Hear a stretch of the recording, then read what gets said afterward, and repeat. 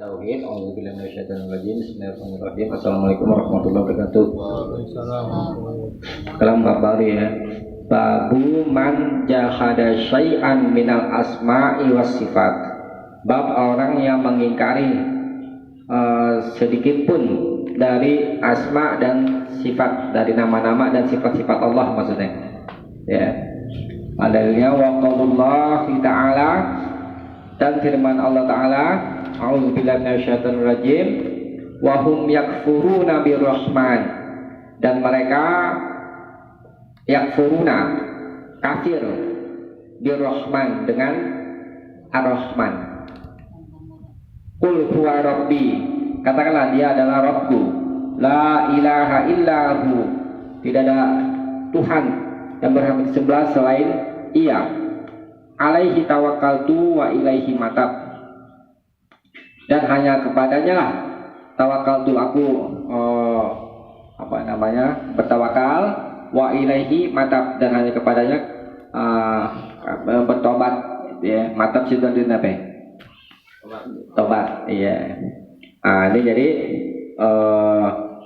kita membahas tentang tauhid, namanya tauhid asma dan sifat. Tauhid ada 3, tauhid rububiyah, tauhid uluhiyah, tauhid asma dan sifat.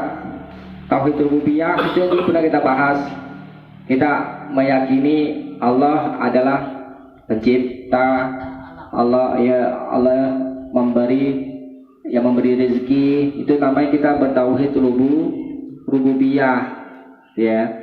Nah, kemudian tauhid yang kedua tauhid uluhiyah namanya. Tulis aja ya. Mana hapusannya?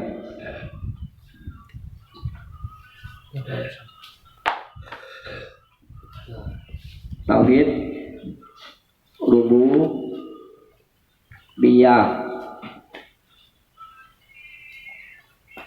Dan tauhid uluhiyah dan tauhid asma dan wasifat dan sifat.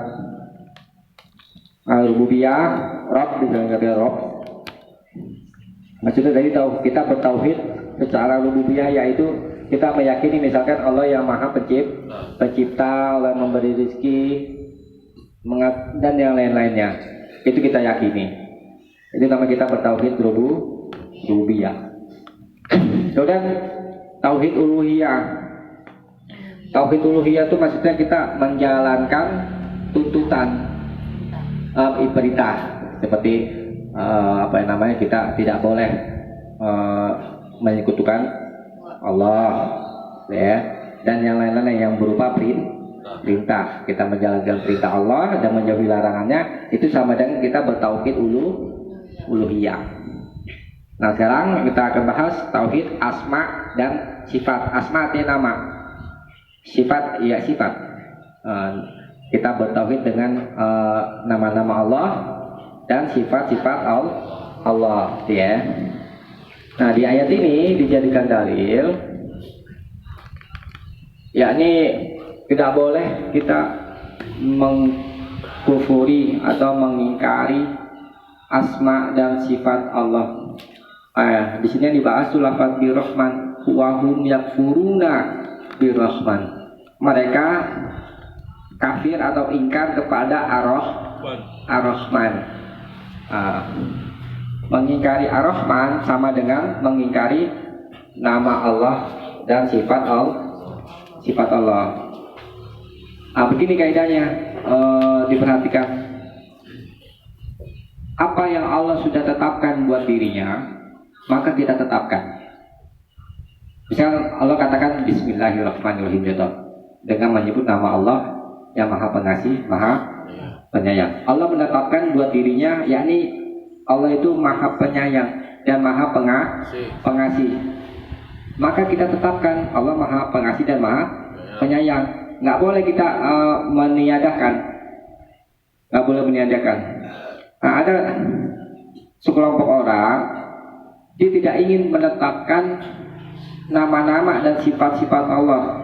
dengan sangkaan mereka katakan tidak boleh Allah menyerupai makhluk. Iya betul, Allah tidak serupa dengan makhluk, tetapi Allah menetapkan dirinya sebagai Ar-Rahman, maka kita tetapkan.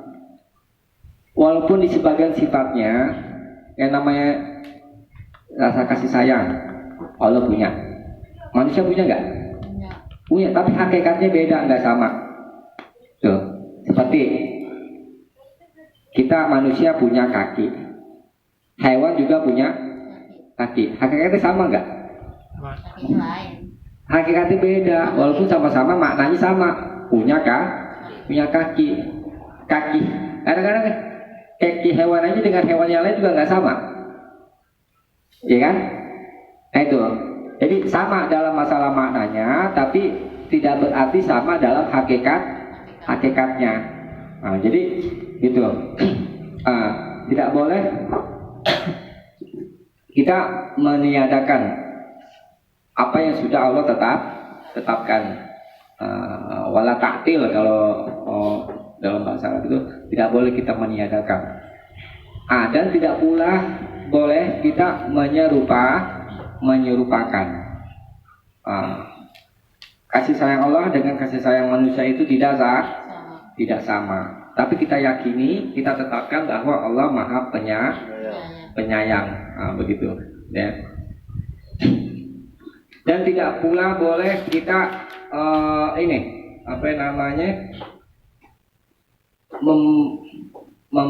menanyakan tentang bagaimana sih Allah kasih sayangnya, bagaimana sih misalkan yang sering diperdebatkan tuh masalah Allah ada di atas arsy. Yang kita tanyakan bagaimana ya gambaran Allah duduk di atas arsy-nya. Nggak boleh kita tanya ke situ. Cukup kita yakini Allah ada di atas arsy. Karena nggak sanggup akal untuk memikirkan tentang zat Allah dan sifat-sifat Allah, nggak sanggup. Maka jangan kita berpikir seperti itu.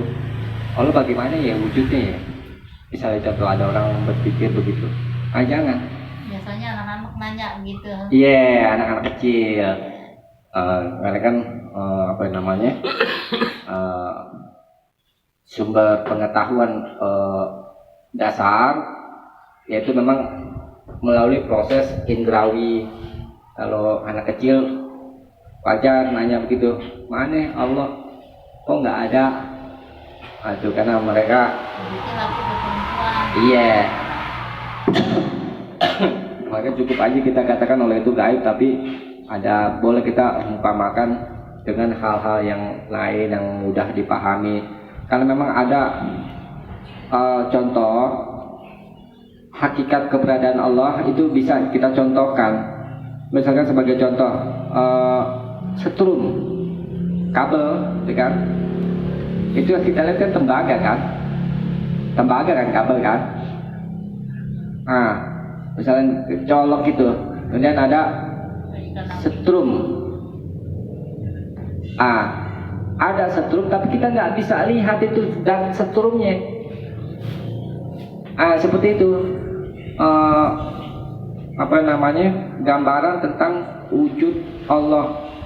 Jadi hakikat adanya sesuatu itu tidak berarti dia mesti berwujud. Itu, kan? Berzat maksudnya.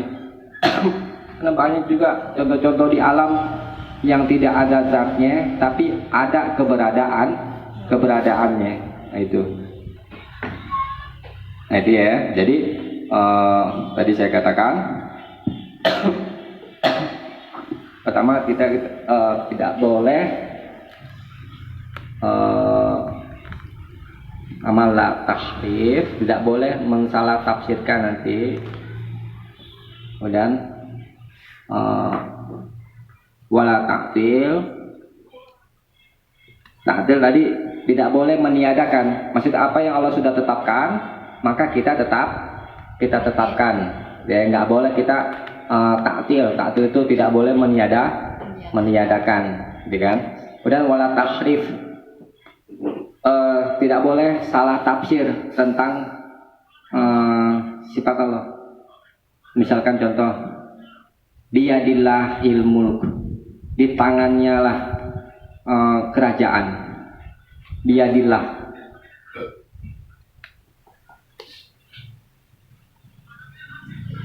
Contoh, di tangan Allah al-mulk.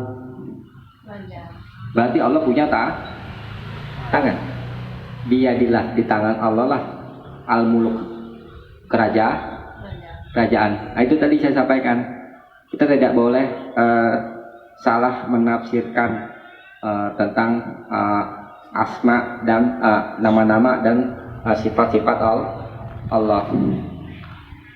Allah katakan di sini punya tangan, tetapi tidak berarti tangan Allah dengan tangan manusia itu sama atau dengan makhluk-makhluk yang lain. Di hadis ada Allah tertawa, kan? Allah tertawa. Makna tertawa ini ada pada diri manusia. Tapi tidak berarti tertawanya Allah itu sama seperti manusia. Enggak boleh kita menyamakan, enggak boleh tasbih, wala tasbih. Itu.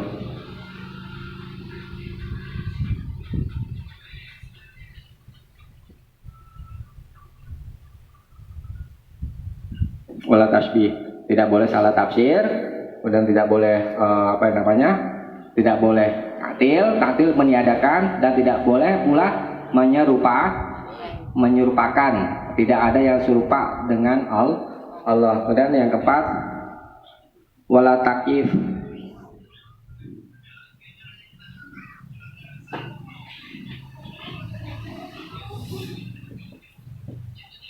tidak boleh ditanya bagaimana sih tangan Allah. Misalnya contoh, kita coba memikirkan tentang zatnya Allah, yakni tangan. Itu nggak boleh. Cukup kita yakini. Benar ada ulama menafsirkan tentang biyadillah itu di kekuasaan, ditakwil dengan makna lain, yakni kekuasaan Allah.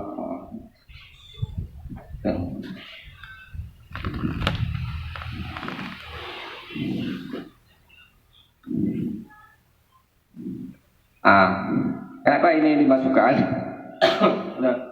di dalam bab tauhid? Karena yang mengingkari, karena wahum yakfuru Nabi Rahman, mereka mengingkari Ar-Rahman. Siapa saja yang mengingkari Ar-Rahman, yakni asma dan sifat Allah, itu masuk bab syirik, nggak boleh, ya. Apa yang sudah lo tetapkan, maka kita tetapkan. Nah, kemudian berikutnya, wa fi sahihil Bukhari, dan di dalam Sahih Bukhari, qala Ali berkata, haditsun nasa bima ya'rifun, ceritakanlah kepada manusia apa yang mereka ketahui. Aturiduna ayyukazzaballahu wa rasuluh, apakah kalian ingin bahwa Allah itu didustakan beserta Rasulnya? Ini nasihat dari sahabat Ali bin Abi Thalib, menyampaikan sesuatu kepada manusia itu menurut akal masing-masing orang. Kalau akalnya belum sampai untuk disampaikan, maka jangan kita sampaikan, takutnya menjadi fitnah. Di antara fitnah yaitu Allah dan Rasulnya akan didustakan. Tetapi di sini dulu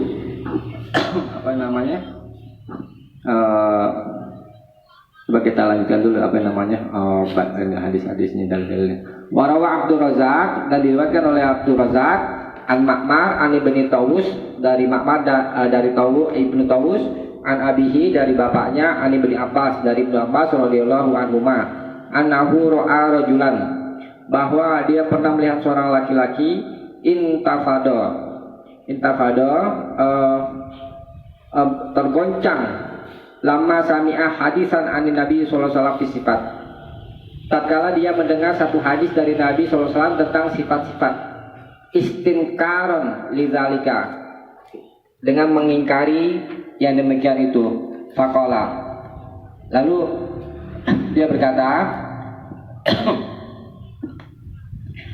ma farqa haula, apakah mereka takut yajiduna riqatan indam muhakkamihi wa yahlikuna inda mutasyabih. Mereka mendapati riqah, menerima inda muhakkamihi, di sisi ayat-ayat muhkamat, ayat-ayat yang jelas dalam Al-Quran, wa yahlikuna inda mutasyabih, dan mereka akan binasa di sisi ayat-ayat mutasyabih.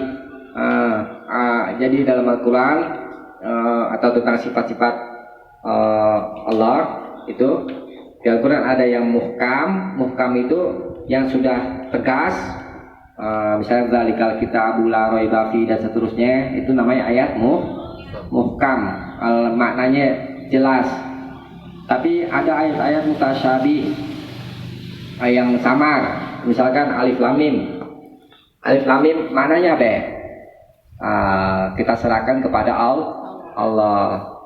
Tidak usah kita pikirkan tentang maknanya, walaupun ada sebagian sahabat menafsirkan tentang alif lam mim, banyak mereka katakan, tapi soal pendapat yang kuat, alif lam mim itu maksudnya itu Allah yang mengetahui. Nah, kalau kita menemukan ayat-ayat mutasyabihat, maka kita serahkan semuanya maknanya kepada Allah. Nah, di sini kita bahas tentang sifat-sifat gitu ya. Tadi di hadis sebelumnya, jangan kamu sampaikan apa yang akal mereka tidak tahu. Nah, di hadis ini, tatkala seorang laki-laki mendengar kabar tentang sifat-sifat Allah, ya, laki-laki ini mengingkari. Kenapa mengingkari? Karena nggak mengenal tentang sifat Allah.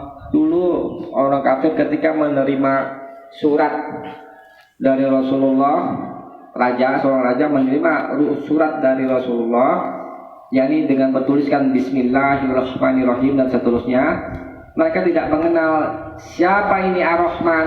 Begitu. Makanya mereka mengingkari, karena tidak mengenal sifat Allah. Tetapi ini ayat berikutnya, kita lanjutkan dulu.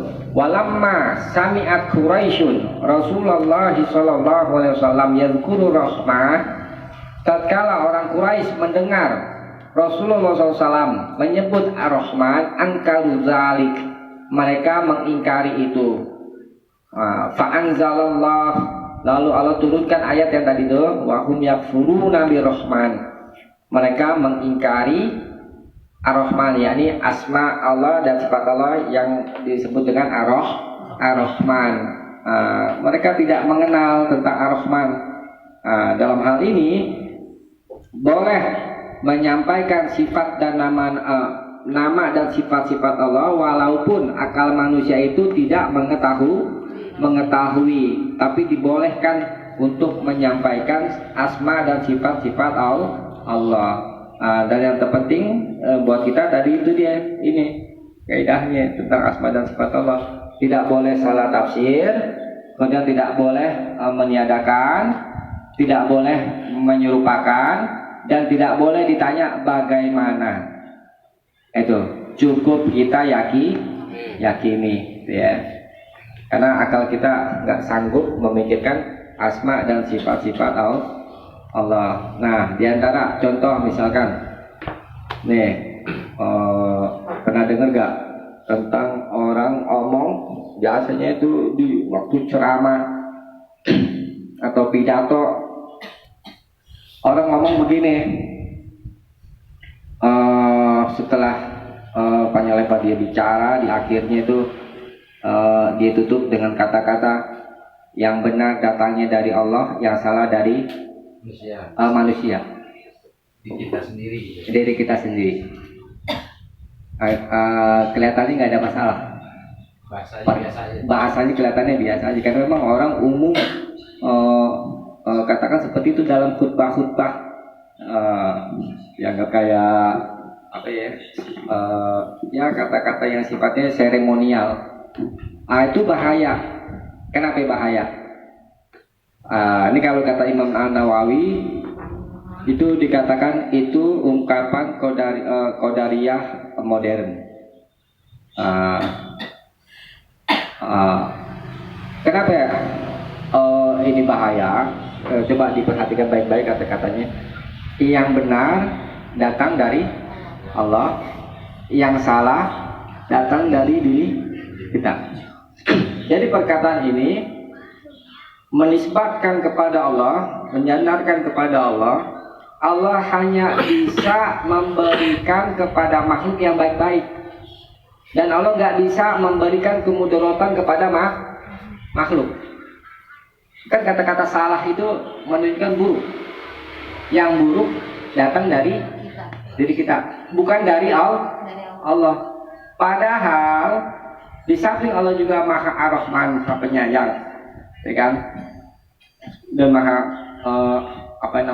berbuat baik. Tapi juga Allah Maha Mudor, Maha memberi mudarat. Nah, ungkapan seperti tadi itu menyandarkan kepada Allah itu, Allah tidak berhak untuk memberi mudarat. Ini sama artinya mengingkari asma dan sifat Allah. Itu. Jadi jangan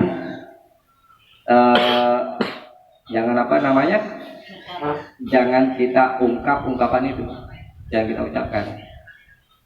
Nah, itu ya. Mungkin ada orang yang belum mengerti, sehingga itu dianggapnya biasa, nggak ada soal masalah tauhid. Padahal itu bahayanya apa? Bahayanya masuk kepada kesyirikan. Itu kesyirikannya di mana? Asma dan sifat Allah. Itu mengingkari asma dan sifat Allah. Jadi bisa dipahami ya, ini kaidah tauhid asma dan sifat. Itu yang penting itu tuh, ini kaidah pokok itu nggak boleh tahrif, nggak boleh salah tafsir, nggak boleh taktil itu artinya nggak boleh meniadakan, kemudian nggak boleh tasbih, nggak boleh menyerupakan, dan tidak boleh takyif, tidak boleh ditanyakan bagaimana keadaan Allah itu ya. Kita cukupkan sampai sini. Mudah-mudahan ada manfaatnya. Kurang lebihnya mohon maaf. Subhanakallahumma wa bihamdik, asyhadu an la ilaha illa anta, astaghfiruka wa atubu ilaik. Assalamualaikum warahmatullahi wabarakatuh. Waalaikumsalam.